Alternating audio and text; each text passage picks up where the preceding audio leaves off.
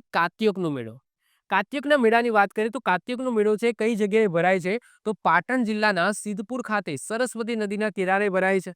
સમયની વાત કરીએ તો કાર્તિકી પૂર્ણિમાના દિવસે આ મેળો ભરાય છે. આ મેળાની ખાસ વિશેષતા એ છે કે ઊંટની મોટા પ્રમાણમાં આપ-લે થાય છે. સાથે સાથે ઘોડાની પણ આપ-લે થાય છે. એ જોઈ શકો છો. જે રીતના વોઠાના મેળાની અંદર ગધેડાની આપ-લે થતી હતી એ રીતના કાત્યોકના મેળાની અંદર મોટા પ્રમાણમાં ઊંટની આપ-લે કરવામાં આવે છે. સાથે સાથે ઘોડાની પણ આપ-લે થોડા અંશે થતી હોય છે. હવે આ મેળાની અંદર સૌથી વધારે જે વસ્તુનો વ્યાપાર થતો હોય એ છે શેરડી. અને શેરડી બહોળા પ્રમાણમાં લે-વેચ થાય છે.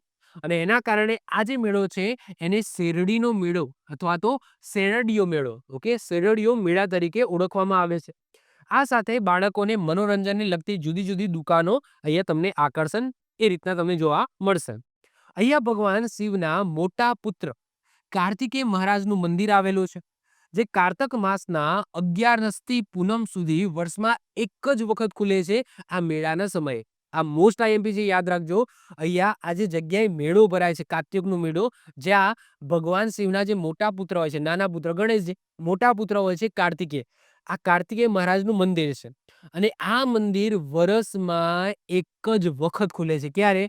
11 પૂનમ, જે દરમિયાન 11 પૂનમ જે દરમિયાન મેળો ભરાય છે. આગળ વાત કરીએ સિદ્ધપુર. તમને બધાને ખબર છે માતૃપર્ણ એટલે કે જે બિંદુ સરોવર છે એ માતૃશ્રાદ્ધ માટે જાણીતું છે. અને સિદ્ધપુરને ગુજરાતના કાશી તરીકે પણ ઓળખવામાં આવે છે. આવી જ રીતના ઓછા સમયની અંદર મહત્વપૂર્ણ નોલેજ મેળવવા માટે અને મને સપોર્ટ કરવા માટે આજે જ આપણી યુટ્યુબ ચેનલ ટીચિંગ કિશન ક્લિપને સબસ્ક્રાઇબ કરો.